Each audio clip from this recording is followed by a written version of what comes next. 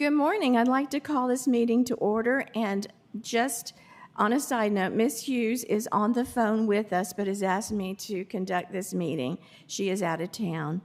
The first thing we need to do is amend the approval for our agenda, and my rationale is I need a motion to amend the agenda because a letter that was written from the board to the CDC requesting consideration and rationale for CDC to create new guidelines to fit current needs has, as you know, been completely redone yesterday. The CDC changed the guidelines, making things completely different. So the letter that we were going to send them is really yesterday's news.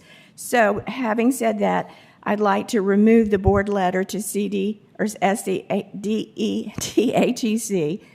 if that, I need a motion for that. Mr. Mitchell made the motion, and Ms. Wimberly second. Is there any discussion? All those in favor, raise your hand. There's 5, and there's 2 unvoting. Gail, did you vote? Yes. Okay, so there's 6 and 1 absent. Thank you, Gail. Okay, we'll move on to public comments on the agenda items, and we do have one comment from Mr. Jason Brockett. You're welcome to come up.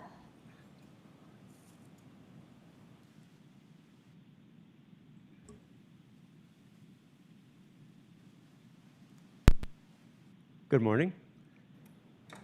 Thank you for a chance to speak again, just like at regular board meetings. This one obviously is called special. I was sitting here for the budgetary discussion prior to this. I do want to say that Mr. Farnsworth put it quite well. That's even better. Are we good now? Mr. Farnsworth put it quite well that the general public isn't always aware of what stretches are being made and what's being put together in the in the background. So one of the things I want to spin this from the other side. It's great to say that we do so much with so little. I've been part of several teams that have taken that as a point of pride, and that's something to really have a point of pride. But that's a temporary measure, and I get the feeling that it hasn't been a temporary measure for a short period of time in the district. It's only gotten more dire. So rather than continuing to rally behind doing so much with so little, really need to focus on why the so little is so little and fixing the so little. And I've heard a lot of discussion about things to do. So from what I'm seeing is that it should be incumbent upon the board to try to get together and get with legislature to fix some of these things. Like Governor McMaster was quoted as saying the average South Carolina student-to-teacher ratio is 11.7, right? You can go ahead and smile at that because that's not at all our reality. The disparity in state funding distribution, right? This is nothing new. You already know this. These are things that need to be addressed. They need to be fixed. The unfathomable stress on the district that's been there lately, right? That's following a prolonged period of we do so much with so little. So that compounds on top of the amount of stress that's been. So what you're going to be discussing today is the pandemic bonuses, all right? And that's great, and I agree. Every time you've got something that you can give that extra and you enjoy being able to give that extra. But behind that, we really need to make sure that we're seeing that the root problems are being addressed, like the amount of money that it costs for schools and the upkeep of schools. And yes, we have more students than we know what to do with. Being able to hold the developers accountable for impact fees, things that are currently out of your hands. I would like to see a lot of drive to get those back into your hands, because rather than saying we do so much with so little, it would be great to get past that hurdle and stop having so little. And I know you can all agree with that. So I'm really looking forward to hearing all the options and the discussions that you have about how we're moving forward with this. Thank you very much. Thank you, Mr. Brockett. Excuse me. We'll move on to our Board Budget Committee meeting update, and our chair, Mr. Mitchell, would you report to us? Thank you, Ms. Robinson. Earlier this morning, we did have a board budget committee meeting that consisted of a very heavy agenda, and we thank Ms. Meunier and her team and Ms. Fernari and her team for putting together a bunch of information that we were able to digest. And with that budget meeting, there were some recommendations approved by the budget committee that we need to bring to the full board now. And so the first item is discussion on pandemic pay. So I'm not familiar. I don't know if there needs to be a second, since this is coming from the budget committee. There needs to be a second. So the budget committee approved a recommendation by the finance folks to use some of our carryover funds from last year to fund a bonus amount of $1,500. And we already know who those employees are. That was covered during our budget committee meeting. So essentially, the baseline amount of that bonus is $5,676,419. Those funds will be used, as I said, from carryover monies available, and that will help us get to our 15% cap, because we are over on our cap now. And so, rather than rehash all the parts of that, and I guess we could rehash some of those as you feel the need to do that during our discussion. But I would like to recommend that on behalf of the Budget Committee. Thank you, Mr. Mitchum, and you're right, it does not need a second. So I need a motion to approve the proposal that was made by Ms. Tina Meunier today about the budget moving forward for the temporary one-time budget increase. Yeah, I'll make a motion to approve the pandemic pay as previously discussed and approved by the Board Budget Committee. Okay, I have a motion. Is there a second? Second, Mr. Farnsworth. Is there any discussion? Just quickly, just to reiterate, and I won't go through everything we went through in the Budget Committee meeting, because we really did talk about all these points, but it really is, I think it's just so important that we recognize everybody in the district, that we show our appreciation. When this opportunity comes up and we have the funds that we're able to use towards this type of incentive and show that recognition and appreciation, I think it's phenomenal. And as well as the fact that we're able to cover the vast majority of our folks in the district, food service, technology, nurses on here. Nurses are actually going to get a little bit of an extra boost in this incentive pay. And to be quite frank, they deserve every penny of it. They deserve more. Again, what they've put in, and everybody in the district, what they've put in and daily, the yeoman's work that they put in daily, that the general public, the general population, they send their kid to school, they have no idea what is happening right now every single day in their school to literally make that school function is unbelievable. The shuffling of classes, the moving of teachers, the administrators covering classes, what's happening in our schools, and I've seen it firsthand, is absolutely unbelievable. And again, I don't think the general public understands that. I don't think they know it. But of course, it's a situation we find ourselves in, and we are making the absolute best of it, and it's because of our people. And our people deserve every single penny of this incentive. So I am more than happy to absolutely support this incentive. Thank you, Mr. Farnsworth. I think everybody on this board is exceedingly happy to be able to do this small token, this one-time small token, and wish that we could do more, because you're right, everyone has talked about how wonderful the staff, the nurses, the teachers, and the administrators who have to oversee it all.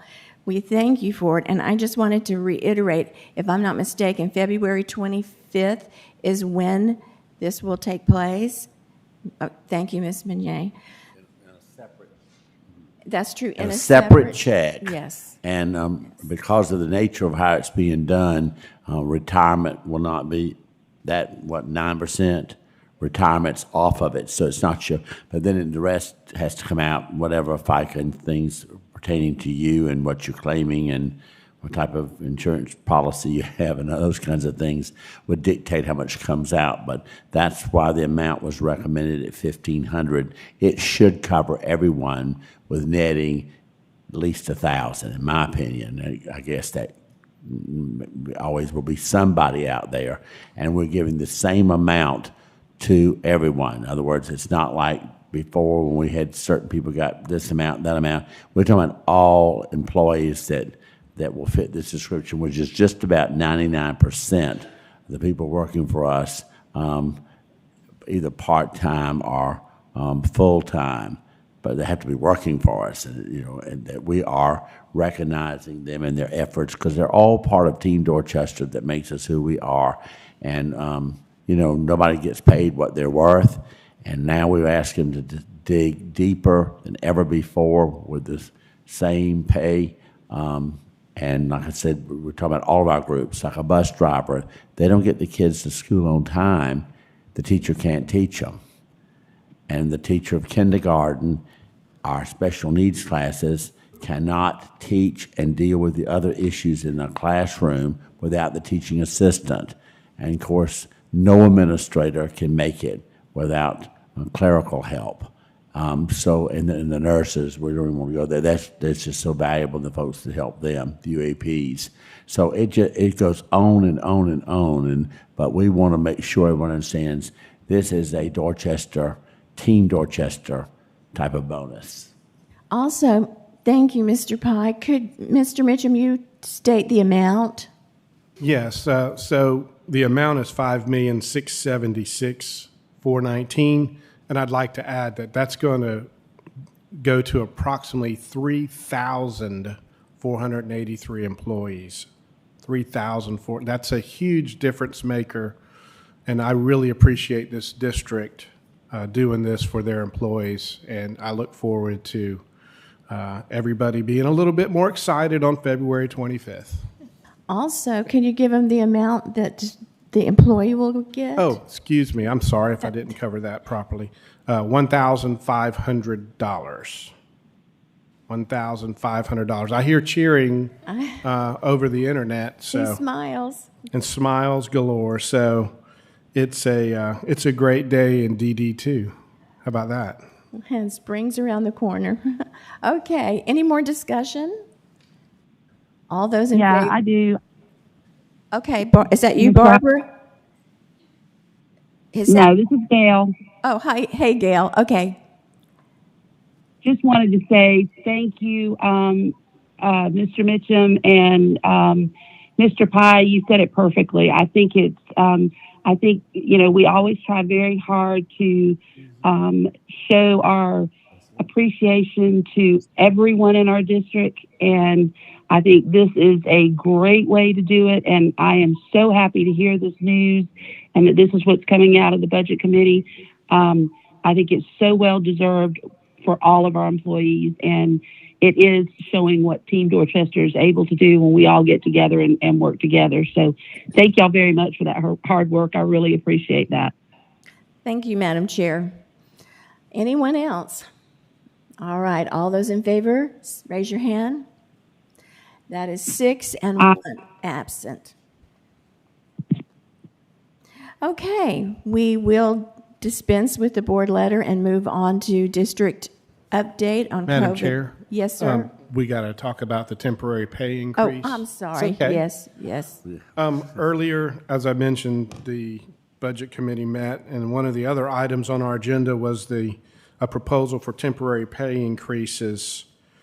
And I'll cover this quickly. So these funds that we're talking about will be coming from ESSER funds, so they're not coming out of the general budget. But the increased pay for substitutes from $120 a day to $140 a day for certified. The increased sub pay of $90 to $100 for non-certified. Adult support, increased pay from $75 to 90 day. And UAP UAP from $75 to $100 per day. And the Budget Committee unanimously approved those recommendations to present to the board. It's temporary through the end of this year, I must admit that. And again, the funding is coming from ESSER funds, and we are pleased to be able to use those ESSER funds to the benefit of those huge contributors to the district. So with that being said, doesn't have to come from an motion, so if there's any discussion and a vote, that would be awesome. Any discussion? Just quickly on the temporary piece of that, the reason, again, just to expand a little bit, the reason that we're considering this temporary, because the ESSER funds are one-time monies, we have to look at that for the end of the year. And then as we get into next year, what we discussed in the Budget Committee meeting is for the district to look at it, if there's potential and we're able to move this into more of a permanent type of pay, then we'll certainly look at that. But that would be included in the actual budget outside of the ESSER funds. So that's the only reason for the temporary moniker on that pay increase. But that's being very transparent, so we need to clarify that. So we do have a motion, and we've had discussion. All those in favor, please raise your hand or say aye. Aye. Okay, it's 6 and 1 absent, so it passes. Thank you. Is that everything, Mr. Mitchum? Thank you. Thank you, ma'am. Then we'll move to the district update on COVID-19 data and protocol. Mr. Pye.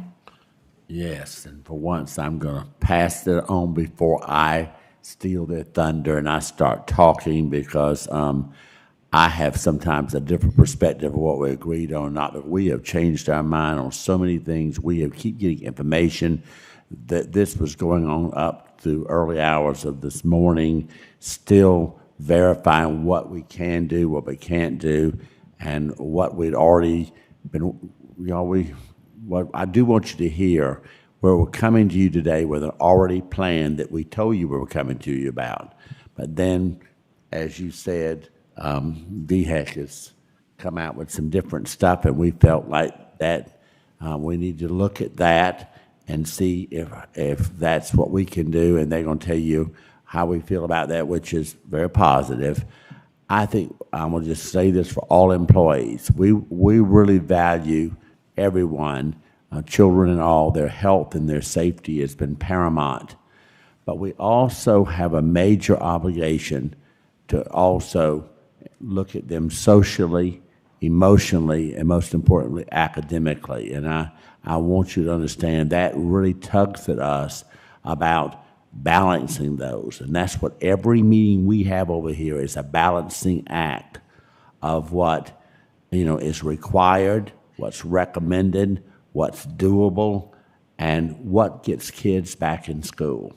And that is the overarching theme of every meeting we had. And my team, they all come with different perspectives, and we know that. That's why they're on the team.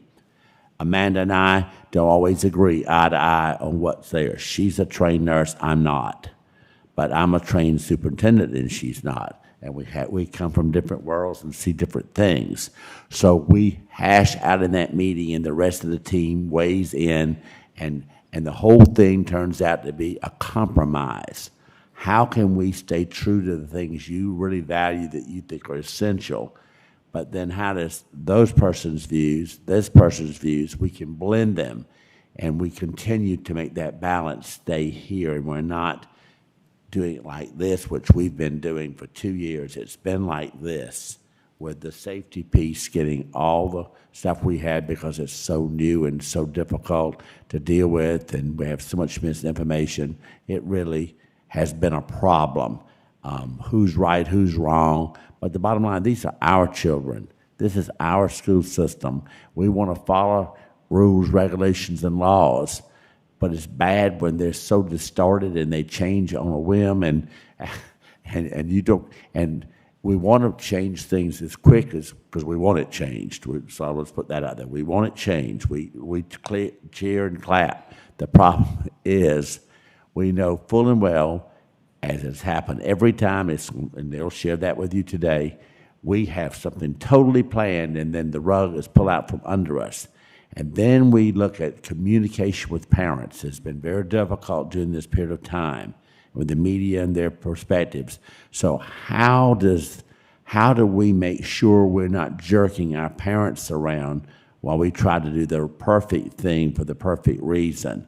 We got to weigh all those things in there because they're our stakeholders and what they think is important. And a lot of it is they don't know it. There's no real need for them to know. They need to trust us. But we have had to stretch that trust as far as I know we can stretch it. And for some people, they're true blue. They're never going to not trust us. Other people, there's some who've never trusted us, and they're not going to change their mind over this. So you have that constant battle of, I want this, you want that. We have to sit here and look at the whole landscape and a changing landscape. We decide, all right, I think I'm going to put a tree over there. Well, during the night, we put the tree there. The next morning, we wake up, the tree is missing. It's been blown over. I mean, it's like, and then we told that the bulldozer took it down. The town ordinance said we can't have a tree there. So now we'll put the tree over here. And then we put the tree there. Then the community says, that's not where we need it. We don't go over there. We want the tree to be here.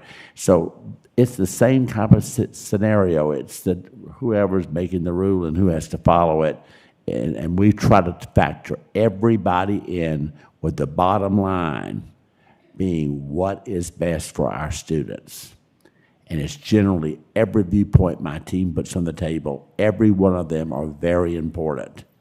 We just have to, how do we balance that? So today they're going to share with you where we are today and what our plans are for as early as Monday, certainly no later than the next Monday, that what we can and cannot do, and we'll get your input as to the one, if we have a communication issue with our public, that perhaps y'all can weigh in on that also. And that's it's a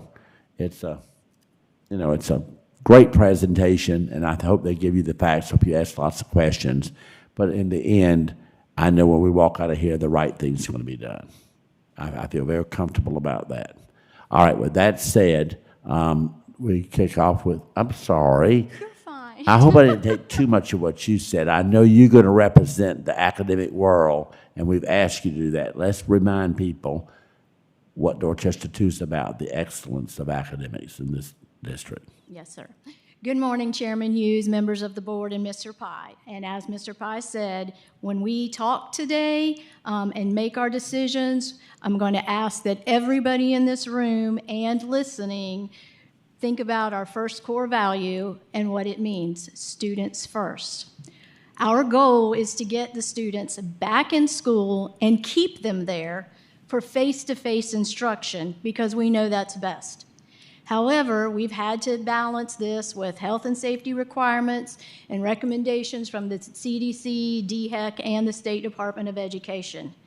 Many of our students have been isolated and quarantined, some of them more than one time, which unfortunately has resulted in several days without the face-to-face instruction, although our teachers and schools have tried very hard to provide them with virtual instruction through dual modality and or after school or Saturday school instruction. We also know that parents are frustrated, so are the educators. Teachers are missing their students, and it's been challenging to keep up with the revolving doors with students coming and going, as well as our educators coming and going. 2 to 3 weeks ago was tough. The number of positive cases and quarantines in our schools and in our district was overwhelming, and we were really struggling to be able to operate our schools. Luckily, this week, we've gotten a glimmer of hope, and we've seen a little bit of a decrease. Every day of missed instruction due to student and teacher absences causes concern for our students' DD2 quality of education. We have outstanding and dedicated teachers who are teaching their hearts out every day, whether to a full class, a half class, or just a few students. They'd like nothing more than to have all of their students every day so they can teach them. We're a few weeks into the second semester, And what's looming over us now is state testing, which is coming up in just a few weeks. It's just around the corner. And we know that the expectations for producing excellent results is still there. That has not changed, despite the many challenges faced in the past 2 years. We've been working diligently, as Mr. Pye said, as a team to find a win-win situation for everyone, our students, board members, educators, parents, all, so that we can return to what we know best, and that's teaching and learning. Today's goal is to provide you with information options for moving forward to keep our students in school for as many days possible while still being in compliance with the health and safety requirements. At this time, I'm going to ask Mrs. Graham to come forward and share information pertaining to the South Carolina regulation requirements.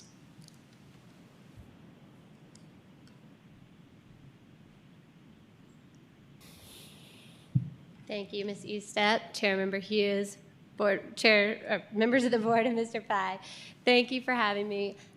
We're going to talk a little bit about the school exclusion list from DHEC. I know that you all have heard so very much about this, and we have referenced the fact that it is based on state statute and enforced as part of the law, but we haven't really delved too far into that. So we're going to take a little bit of a deeper look at the exclusion list, how it's created, what it covers, and what is specifically required by law versus what is a recommendation from DHEC.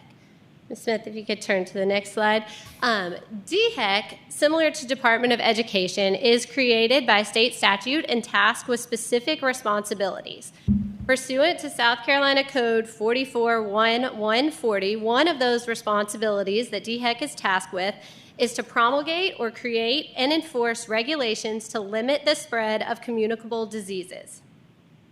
One of the primary regulations that DHEC has created in moving forward with this is Regulation 6120. This regulation has been on the books for quite some time, long before COVID, and addressed the ways that schools and other community partners could work to limit the spread of many communicable diseases, not just COVID-19. It includes strep throat, measles, mumps, chickenpox, all of those sorts of things that we've had for quite some time. And as part of this Regulation 6120, DHEC is specifically required to create a school exclusion list. This school exclusion list applies to schools and child care centers and tells them when students and staff are allowed to be present in the school and when they must be excluded because they are either contagious or have a risk of being contagious with a communicable disease. As part of this list, there are a lot of communicable diseases that are covered, many of which we're familiar with. As we said, I know most people are familiar with the can't come back to school until you've been fever-free for 24 hours. I think that's ingrained in every parent's head. So this regulation and school exclusion list has existed for a long time and includes many of those things that we are used to hearing. But it has been updated a lot recently, and some of those updates are related to COVID-19.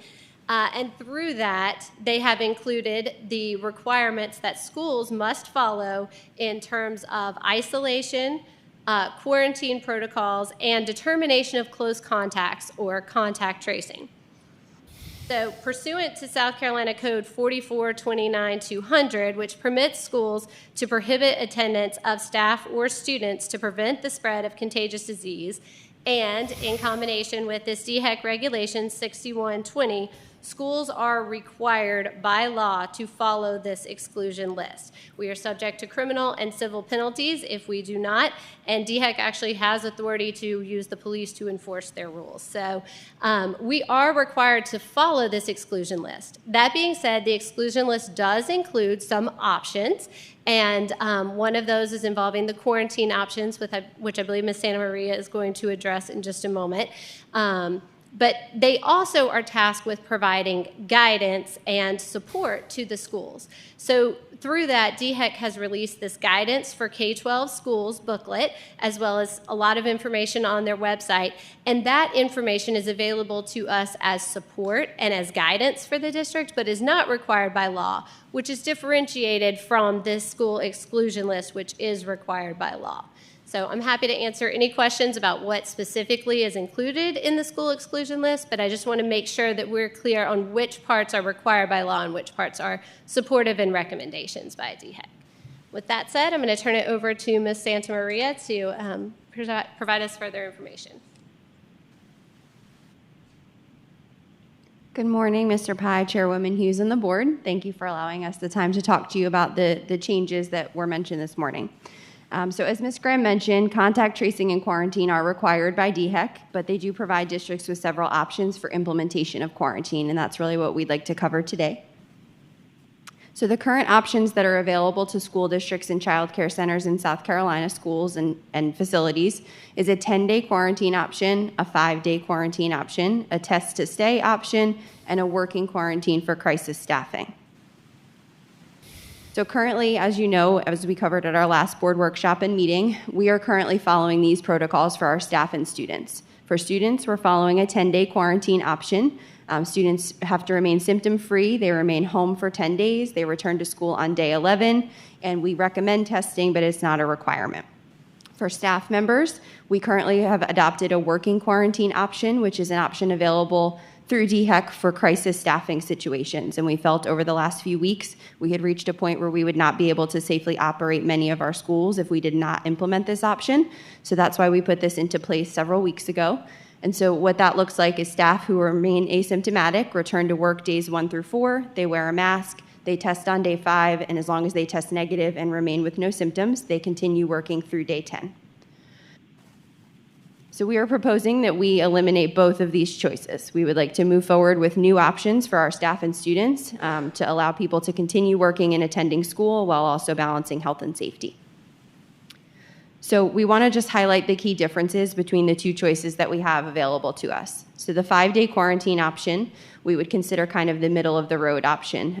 It is obviously less severe than a 10-day option, but it's a little different than test to stay and what it looks like in terms of the requirements for students and staff. So in the 5-day quarantine option, individuals who've had an exposure would remain home for their first 5 days. They would return to school on day 6 with a mask and no symptoms, and they would be required to wear that mask through day 10, at which time their quarantine would be over, and they would be cleared of the need to wear a mask at school. Testing for these individuals under a 5-day quarantine is recommended, but it is not required. And individuals who have had COVID-19 in the last 90 days or who are fully or maximally vaccinated, as with our current 10-day option, are allowed to return to school immediately with a mask for 10 days, and there's no quarantine required for them as long as they have no symptoms. The test-to-stay option we would consider the lowest of the 3 in terms of the severity for students having to miss school or have enforcement, but there are some key differences in terms of the testing. So students are able to remain at school after their exposure. Parents would still report exposures to us, and we would document that so that we could monitor for symptoms at school. Parents would monitor for symptoms at home. Students would wear a mask for their full 10 days of quarantine while they're at school and all other activities. And they must receive a test, either a rapid or a home test, at least one time, no sooner than day 5 from their exposure, and no later than day 7 to remain at school. Those test results have to be submitted to us. We have to document them and ensure that they've received a test. And assuming they have, they return to school day 8 through 10, continuing to mask and monitor for symptoms. Again, in this option, individuals who are fully or maximally vaccinated or who have had COVID recently are exempt from the need to test, but they would still wear a mask just as others would. So those are kind of the key differences between the two options we have available. As Mr. Pye mentioned, we have been working on this because we know that it is a priority for our community, for our educators, for all of us as a leadership team. We know that bringing students back to school for more instructional time is key and it's critical. We had a plan in place that we attempted to roll out, and we had planned to present to all of you today for a 5-day option. And we heard yesterday that a lot of things about the Test to Stay program changed. They have reduced the requirement for the number of tests, and they've also allowed individuals to be tested outside of the school setting, where previously Test to Stay was a primarily school-based program. So now that we have that information available, what we would like to propose moving forward is that we would like to propose that we adopt the Test to Stay model. We feel that that would allow our students the most in-school instructional time. The difference between this proposal and the one we plan to bring you is that we need a little more time to make it happen. A 5-day option looks very similar to a 10-day option. We would need to reduce the current return dates for students who are out, and then we could begin implementation immediately. A test to stay option requires a little more infrastructure to make happen. We need to make sure that we have the programs in place so that we can track when students are returning, when they're testing, when they're masking, and we also need the ability to train our staff on those protocols. So what we would like to do is continue working on that as a team, and over the next 10 days, roll that out for our community, for our students, so that we can ensure that it's a smooth rollout that doesn't confuse parents, doesn't confuse our staff, and allows us to bring students back for the most face-to-face instructional time. So unless you have any questions for me on those slides, I'm going to turn it over to Dr. Harrison so that he can discuss our new COVID-19 Power School program, which will allow us to safely implement this process. Dr. Harrison, when he gets up here, maybe he's going to address it. But as I tried to say earlier, and I hear they're seeing this, we have the 5-day option ready to go, as I told you at the last meeting, Monday. It's ready to go Monday. It's the date I think I told you would be a drop-dead day. We've had so many issues with getting it to adapt to our system. It's a simple plug thing. The man's a genius, but there are a couple of things that just threw us in a frenzy that would not match our system, and we don't want to throw something out on our school staff that is absolutely poor. That's the worst communication. We lose all credibility. Then you can't, if you haphazard on the front end, then people think, well, I got by with it. That means somebody else will. And then when you catch them, it's like, well, I was treated differently. You're discriminatory towards me. Well, that's not the case. So we know those are the issues we deal with all the time. However, I wanted to say that what the team was concerned about, we're ready to go for the 5.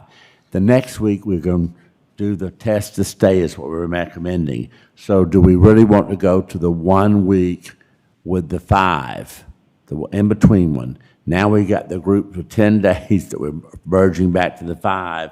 Then we got to deal with the 5 kids and their families with the test to stay. And I think that the parents will get totally confused about which is which. And I know a week is very important to everybody, but I think good communication and is probably, at the end of the day, the most acceptable thing we can do. And of course, we would make this retroactive where we could, where they're still in that time window. We would certainly do that as we start Monday. Those people would be notified on the 14th. If we did that, went straight to that model. Or if we go to the one that we're doing now, we're going to have to do the same thing tomorrow and this weekend, notify people that are on quarantine where they are in that plan. So I guess that was our point, not calling the same homes twice and creating such a ruckus. So that's the switch. We're ready as we told you we would be. Nothing's changed. That's there. It's a miracle this fellow's been able to do this. And we are, no district that I know of on test to stay is ahead of us. They might be ahead of us with this fellow. Mr. James is working with many districts. He started with them before he started with us. So we were an afterthought to him, but thank goodness he's included us in the mix. But it's all unique to the data. It's the same type of spreadsheet stuff. We may be asking a few things different than another county, because of the way we like to supervise and do things. So he's going to have to make some adjustments. That's why the additional time. You just can't flip a button and go from there. It was built on the 5-day. And it doesn't take a whole lot because a lot of the things are the same, but some things have to be changed. We then have to go back and do this training session with whomever's involved, the principal, the nurse, attendant secretaries, UAPs, whomever is and the ladies that she has over at her place, and gentlemen working with her, entering the data. We still like that centralized thing. It keeps us from having 25 different clerks hired in the schools when we can't find them, when we could have 3, 4, 5, 10 if we need to. Would be easier to do in a central place where she's located to make sure this stuff is being filtered into the like you do all your ordering on Amazon, everywhere else, as a central headquarters in India somewhere doing this. We would have that here, taking a lot of the load off of the schools. And we would have forms. I know I'm stealing a lot of thunder, but I'm just trying to prepare. It's a system. It's just not thrown out, but it's a very efficient way for us, our nurses, to feel comfortable that they're doing their job. They're not fudging or cheating, but there should be no reason to be up at 2 o'clock in the morning doing it. That's got to cease. And I've had a real time about telling people I appreciate your dedication, but I'm going to have to insist we cannot work those days. But if they didn't, folks, we'd have a mess with our communication with our families. As it is, we're a day behind on the way the information's reported, and we sometimes get it out, and that's unique, not just to us, but to everybody. So, and people haven't understood that. They've called you, they've called me, saying, why did my neighbor get the call and I didn't get the call? I mean, we've had all those kinds of issues, and we spend a lot of time playing Sherlock Holmes. But this fella is doing the same program for all the districts, and I guess the advantage of us coming in later is we're right where they are. It's just that we're benefiting from a lot of the things that he had to create and fix and do and figure out, where he's had a longer period of time. So as we come on the scene, it's easier to do. But I'm sure a lot of districts are hitting him up for this latest model. Dr. Harrison shaking his head, and this man is so busy. All of the state of South Carolina, he is so good, and we're going to lobby him no matter what I have to pay him. I'm going to make sure that we get this as early as possible. Now, if we get it sooner, we'll do it as soon as we can roll it out. It could be later, but we're anticipating that this should work. He's assured us, I'll have that plugged in and you can do it. The transition's going to be what's in the school, and people need to be camera ready. We've been dealing with them in workshops and things, the principals, and the principals love it. We actually piloted it in 2 schools. I don't know if you can bring that up or not. And we raved from those 2 principals. They sold all the other principals. This is the best thing we have ever seen. No, it's not a silver bullet, but it's going to take a tremendous burden and load, like I told Mr. Manser at River Oaks. Your days of being the person to do contact tracing are over with. I've appreciated you helping, but you got a school to run, folks. You got a lot of things there, and your kids have got to get ready for these tests, and we've got to get moving on. So I need you there, and let's give it to the people who can get this done by hitting one button and it connects everything.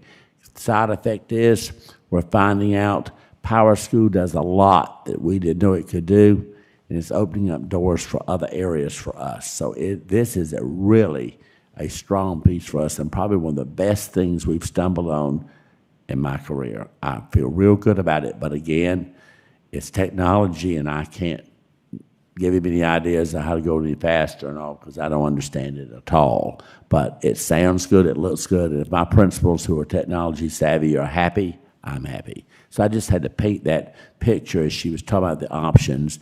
We really had, today's whole thing was about the slideshow. We'd had to pull some of the things at the 9th hour. We were just talking about that one thing. We weren't talking about the other. But since the latest information, I know all of you have heard it, some of you have sent emails, we've talked about it, it has to be discussed. And if it's the best option, which we think it is, then we felt we had to present that in the best light that we knew how to present it. So, but I thank you, Amanda. Pye, I appreciate what you said. I wanted to ask Ms. Santamaria just a quick question.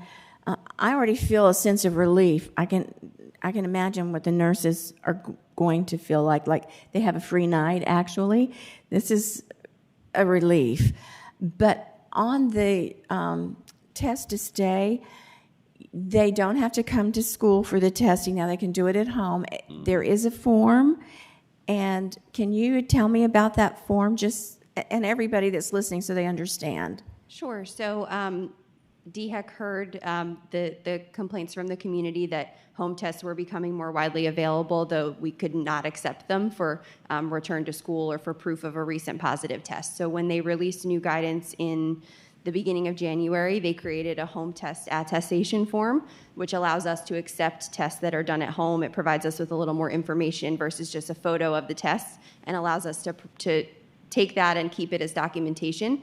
So this program, Test to Stay, would allow for that form to be used as well. So when individuals test at home and test negative, that form can be used to return them to school on day 7 or 8. Thank you. You didn't mention the plan for the teachers moving forward. I noticed you had a red X through their current plan too. Yes. So the current staff quarantine process that we're using is meant to be used in the interim just for crisis staffing situations. It's very similar to Test to Stay. So this would essentially move all of our staff and students to the same option. They would all utilize the Test to Stay program. If you don't mind, and this is probably for Dr. Harrison, can you give us just some of the details? I just want to understand what pieces, so to move to this model, to the Test to Stay model, and this plug-in, what specifically does the plug-in do that takes work right now, so we couldn't potentially say tomorrow go to Test to Stay? Good morning, Madam Chair, members of the board, Mr. Pye, Mr. Farnsworth. I'll get to that question. It's actually part of the presentation. But you all were at the last board meeting given a little bit of a teaser of this program that we're working with Mr. James and Phoenix Learning. This has been an exciting challenge that I've been involved in. It's also been a challenge being in different time zones, and he's all over the place and connecting at different hours of the night. Like tonight, I'm going to meet with him tonight because that's convenient for him. So we have a meeting scheduled to talk about the outcome of our board meeting so that we can move forward. But this tool, when we first heard about it, we felt like this is going to make it something that's going to make the life of the folks who are in the trenches, our nurses, our teachers, our principals, make it a little bit easier for folks to monitor and to track, as well as our parents. As you'll see, there's a component of this that's going to be beneficial for our parents and make that communication piece that Mr. Pye talked about a little bit better on our families. Mr. Pye also hinted at that we had a task force that was put together this week, and that task force was myself, Mr. Schmink, Cindy Luttrell, our technology folks, and 2 of our principals were involved in looking at the tool, seeing what the tool could do, give feedback so that I could get with Mr. James to make some changes to the program. What we discovered is that we hit a few bumps in the road that we weren't expecting. And we thought like today we'd be 100% ready to roll out. And actually we are almost 100% ready to roll out. Other than training our folks and letting them actually be involved and in the system, we are at that point. But with Power School, to make a second copy of Power School, enable for folks to test it and not actually mess up real Power School. That took a little bit of time for the state. That was out of our control. And like I said, Mr. James, getting with him in different time zones and different places of the country and go around his schedule also has been a little bit of a struggle that we ran into, that if he was next door, it'd be a whole lot easier. But anyways, we feel like we have a good plan in place. And so what I'd like to do is give you really a quick, and that's my next slide, quick bullet points of the positives of this COVID reporting system. The first thing, and I'm going to show you actually what it looks like in a minute, and I think that'll address your questions, Mr. Farnsworth, but it is a single entry. It's very minimal. Someone goes in there, positive, and I'll show it to you in a minute. You put the date in, and a lot of things happen behind the scenes automatically that attendance folks, nurses, principals, that they're having to go in and manually do after the fact. One thing that you'll see, as soon as you put that date, some icons will appear. That's part of where we are with implementing the system. That date is important, and how we approach 5 days, 10 days, next day, it all impacts when those icons pop up, when they disappear. But I'll show you those icons for quarantine and the icon for if a student's supposed to be wearing a mask, what that looks like in just a second. Automatically, when those dates are put in, attendance for that student goes in. So the attendance clerk folks aren't having to go and manually put the attendance in, and parents getting notified late that the attendance, and it solves a lot of issues with that, as well as the special program entry that we have to do at our school level. This is a tool that does not take the place of contact tracing, but is a tool that will help with contact tracing. All in one spot, and you'll see it in a minute. In one spot, you will see seating charts. You'll see the live attendance, where if a kid was present, they're on that. If they were out, it says that they were out. If they were quarantined, they're quarantined. So whoever pulls up that seating chart in attendance, they can quickly see who is in the class, who wasn't in the class. Bus information is also what you'll see is in there, so that it makes it a little bit easier for that contact tracing. Reports is a big part. And the reports, administrators have reports, and I'll show you what that looks like, not the actual report, because we don't have any reports until we have data, and we don't have any data in because we don't have any students in the system. But there are a lot of reports, and he said, I'll build you whatever reports you want. And this guy is amazing, and I have no doubts that he will be able to do that. Teachers have reports. They want to see who's quarantined next week in their class or who's supposed to have a mask tomorrow. They can pull that report and they can see it for planning purposes. A great report on the teacher side as well as the administrator side.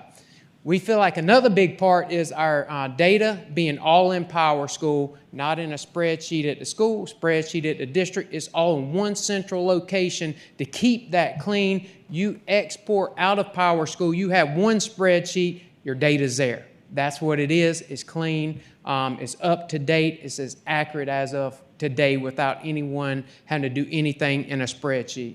The last part before we jump into what it looks like, streamline communication with our families. When that date goes in, we determine at 7 o'clock, do we want to pull everyone who had an entry for that day, and it will send communication specific, student-specific information to that family.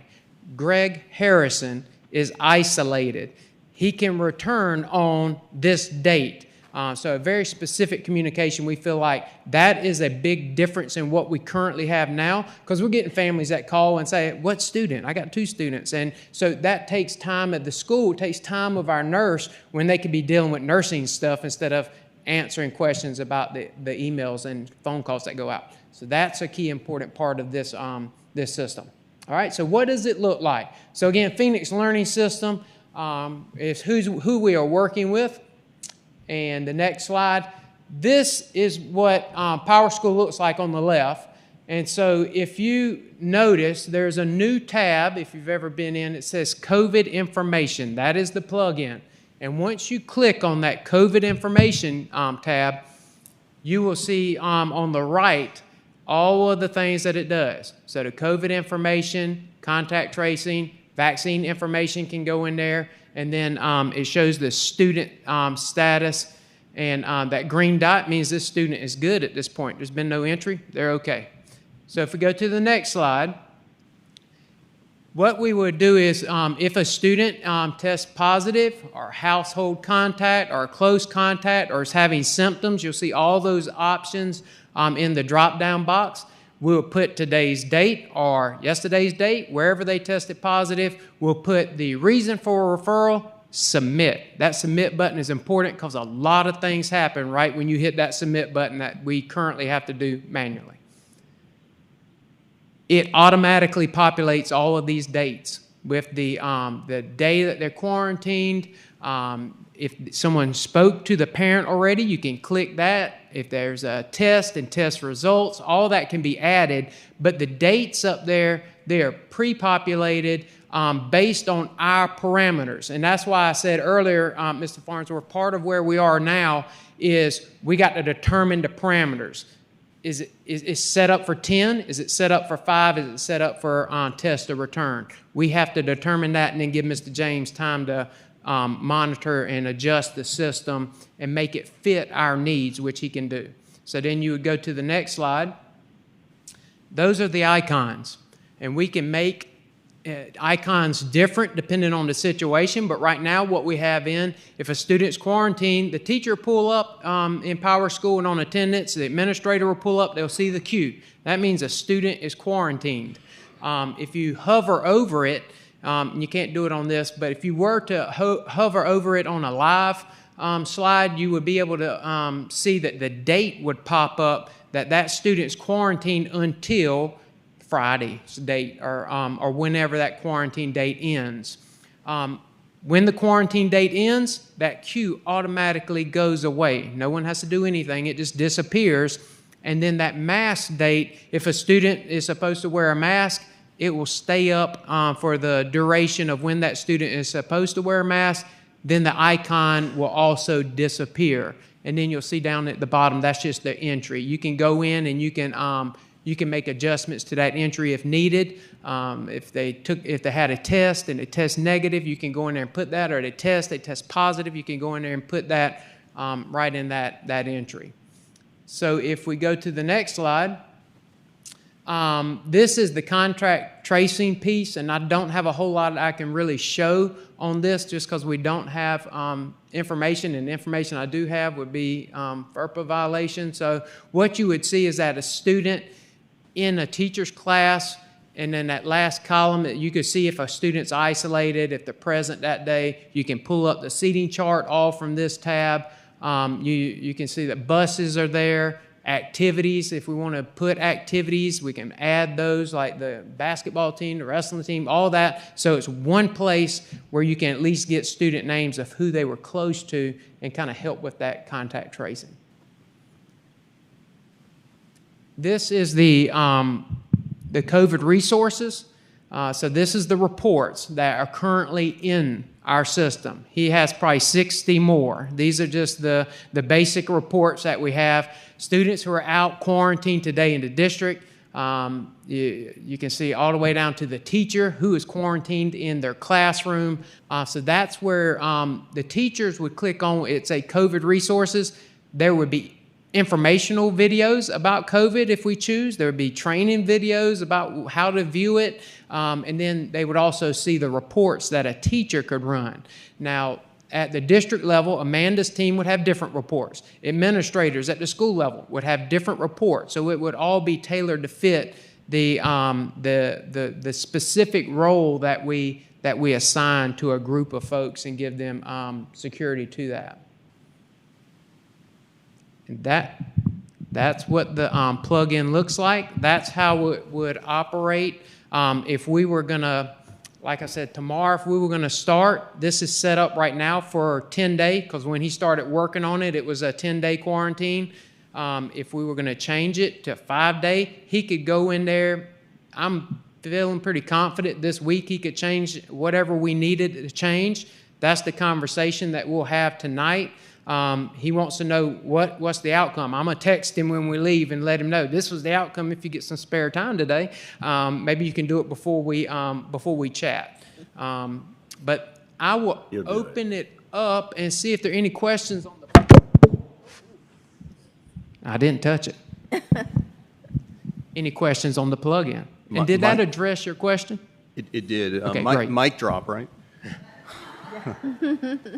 I did just want to point out, because there will be people in the community that ask, of course, one of those tabs talked about vaccine information. Just to clarify, we are not requiring a vaccine by any means. No. Correct? Great question. Yes, sir. Just making sure. And only the nurse will have access to see that tab. Perfect. Okay, so only the nurse. And the administrator at the school. It will not be open for everyone to see vaccine information. Perfect. And the only reason that's in there is because based on those DHEC regulations, it changes the parameters for that test to stay piece of it. It does. That the reason impacts for that. everything. Got it. Thank you. So I think what you were showing us was mostly from the school end. What about on the parent end? Is it going to change what they see? Will they have access to open up Power School, and like right now we open it up and look at grades and attendance and look at the status of their student, the return date, that sort of thing? All that the attendance piece would still show the same as it is now, but it would automatically fill in. But the icons, that's a great question. I haven't even asked that question, how it impacts Parent Portal, whether those icons pop up or not. So It'd be nice if they could pull it up and see the status, exactly what's going on, exactly how long their child would be wearing a mask, if that's their situation, whatever the situation is. Access to that information would be very helpful. I will ask that tonight when I talk to him. Make sure you write that down. Thank you. 'Cause I'm up here with paper, but no I've already pen. forgotten it. Yeah, I would just say, that, and this all makes perfect sense. I think it is a phenomenal step in the right direction. And it, again, it certainly makes sense as to where, I will tell you personally, I would like us to go towards that test to stay model sooner than later. If we could do that tomorrow, that's my personal preference. But I also understand on the back end why this system is so important to have in place to make that protocol, to make that model work. From, like Mr. Pye was saying, from a communication perspective, just from a school operation perspective, I understand that. So I'm hopeful that Mr. James and the district are able to work and quickly get this into place. Again, for me personally, for that test to stay model. We were ready today to do what we told you we were working on, and you gave us the week to do it. That can be done starting Monday. But we were just saying, would we really want to confuse parents, sell them on this, push this, employees, everybody, and then turn around in 5 more days, change it? And just that confusion, I think, will open up a lot of problems. If we are, so that date of February 14th, if we're looking for the test to stay protocol to go into place, can we really make sure, so as far as communications, because again, there's a lot of information with that test to stay model. And so I want to make sure our parents understand it, like, hey, here's the days of potential isolation, quarantine, testing. So whatever we have to do from a public information standpoint to really get folks to understand that, because it is a bit different than what we've got now. But don't be surprised that could change in the future with DHEC. That's right. That's what every time we go to do something, it changes. And so we want people to understand we're doing exactly what we're required to do, and basically nothing more except the DD2 excellence piece. And we're trying to communicate that, and it's just difficult when the source of communication to us is so sketchy. And we find out all kind of different things. It depends on who approaches. I look at different school districts' websites. 2 districts are touting they're going back to the test to stay model. The same person working on their program is working on ours. It is not ready. So I know that, but I don't know.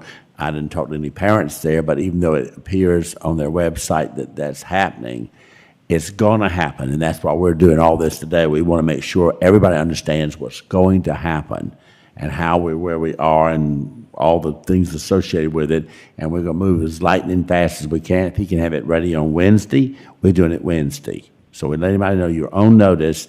We're very hopeful that a week from, well, I guess it's less than a week now. It's February the 14th. Valentine's, Monday. So we're talking about what's 5 days away or whatever it is, 6 or 7.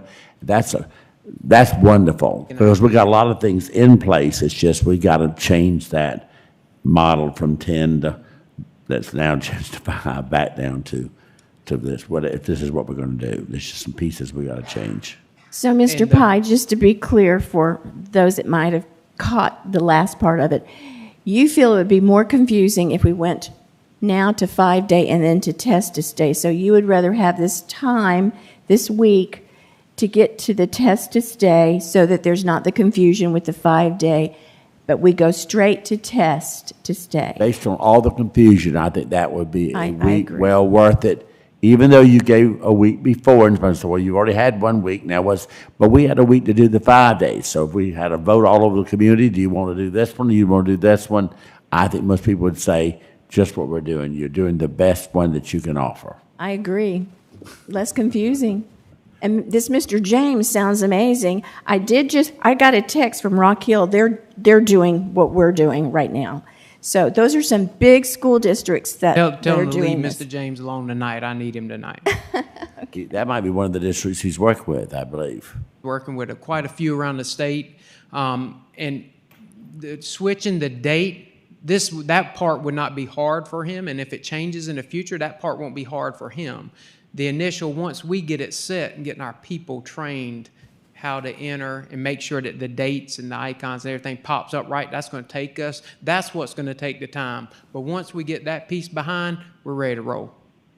Anytime you wrote something out, you're going to have those little issues, but I want to tell this for my staff. It's difficult to make changes on this. People are just so fed up from different points of view. They still worry about their health. There are a lot of different conflicting things that people think and talk about in breakfast if they're having one that they don't really discuss with us. They don't want to be naysayers. They don't want to be negative. They want to be team players.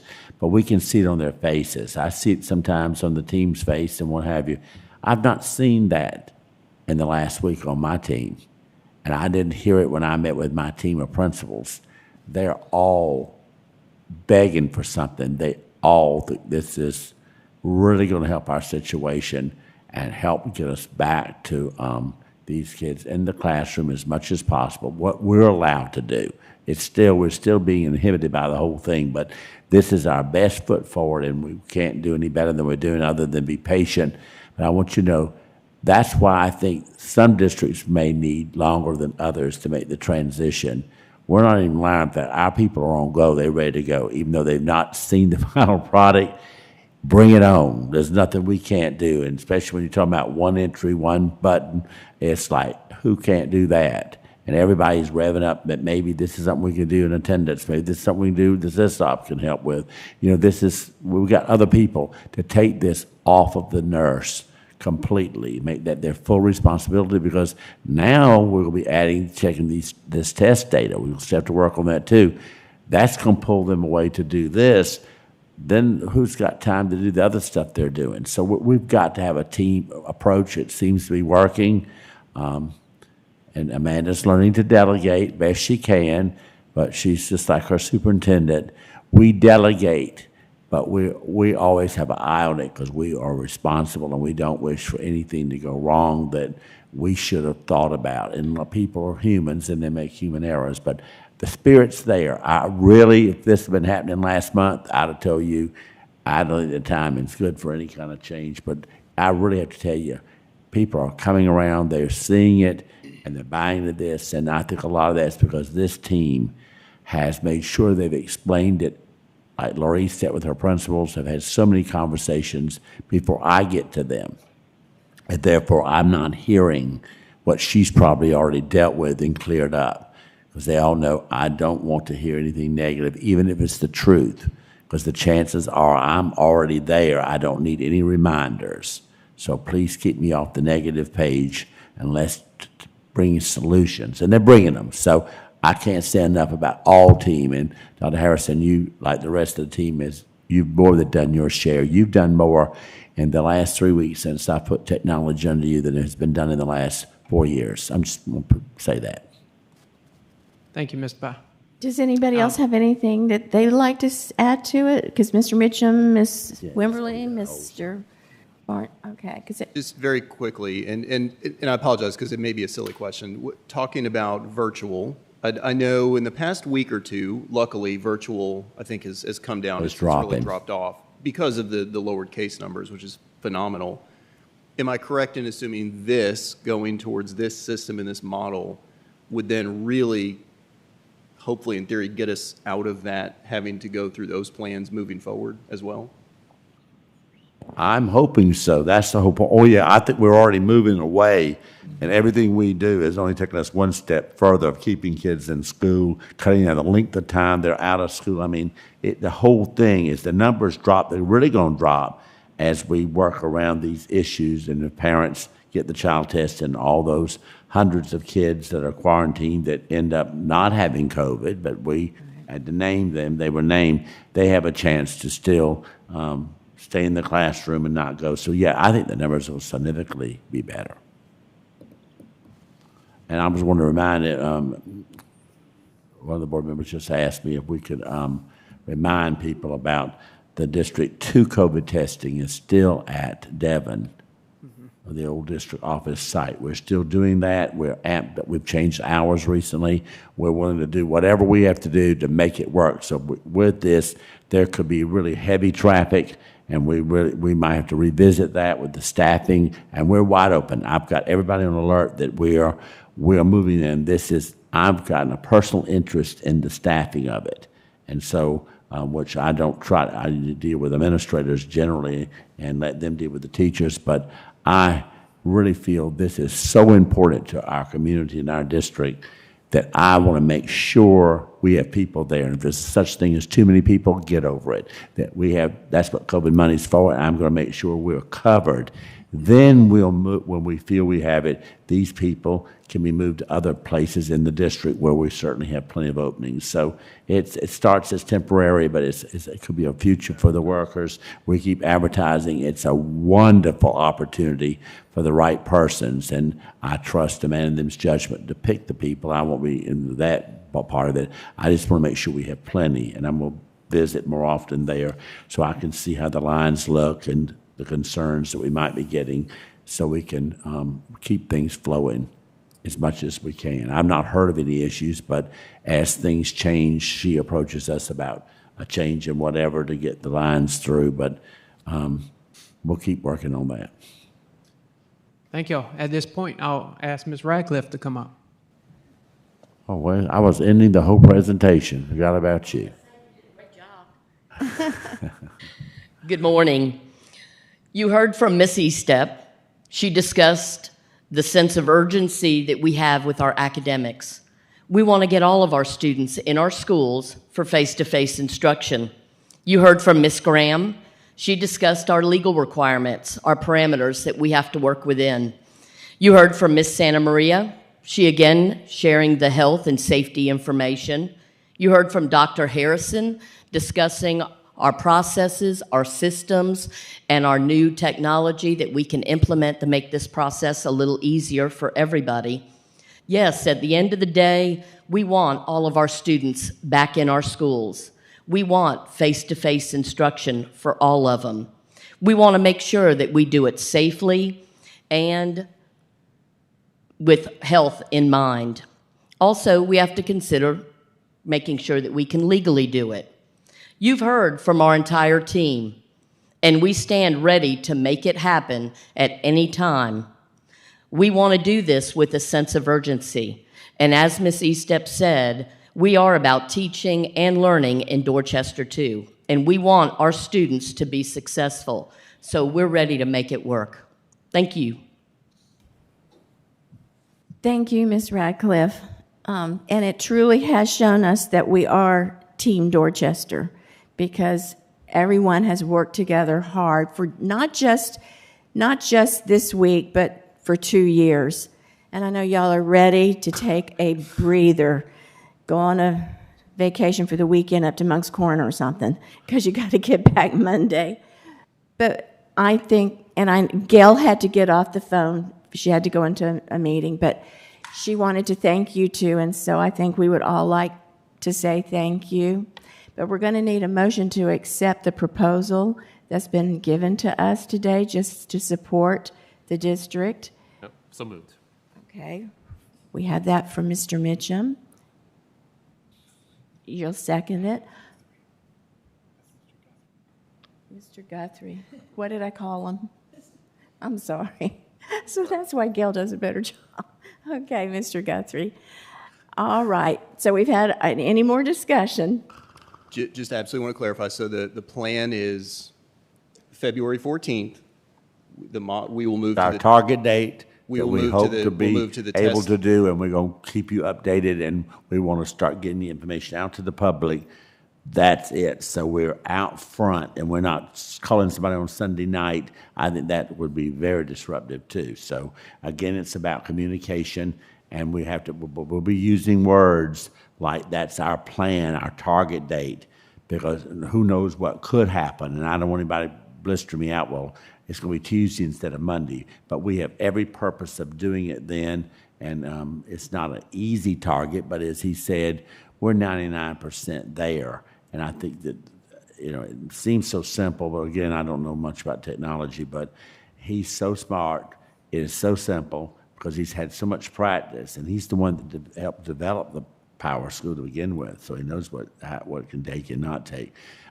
We think it'll work. And of course, several of our neighbors are using the same person, so we're in contact to see if they stumble on something through their team that we didn't stumble on, we'll add it to ours. I'm good. I just want to make sure. Yes, February sir. 14th. I want to make testing sure day. I everybody understands. will say that I do think I get the sense of this from everyone, but there is a sense of urgency with the time. We want it to be a smooth transition for sure. Right. And I think this is the best way to have a smooth transition, but just keeping that Right, we sense know of that. urgency. Well, at that's why we were ready head. today to do the other one. That was our sense of urgency. Every day Unfortunately, the railroad, keeps kids out of school, and that's what, Yeah. our ultimate goal is to have them. we were ready to school. do that today. Yes, no, I understand. Threw a monkey wrench in this, and you don't know what's coming down. Who knows what we're going to get from DHEC or anybody else between now and next Monday.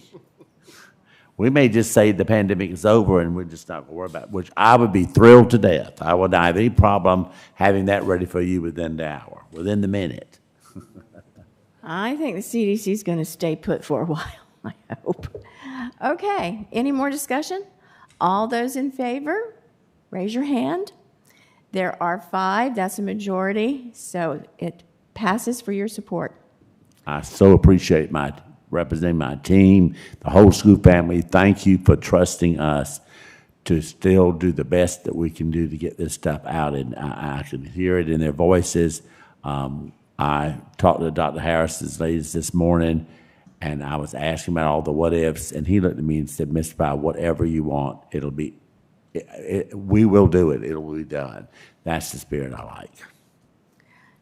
Thank you, and thanks to all of you. I need a motion to adjourn. Motion to adjourn. Made by Mr. Guthrie. A second, Mr. Farnsworth. Any discussion? All those in favor, raise your hand. All right, it's passed. Thank you all for coming. Charging us less than $10,000.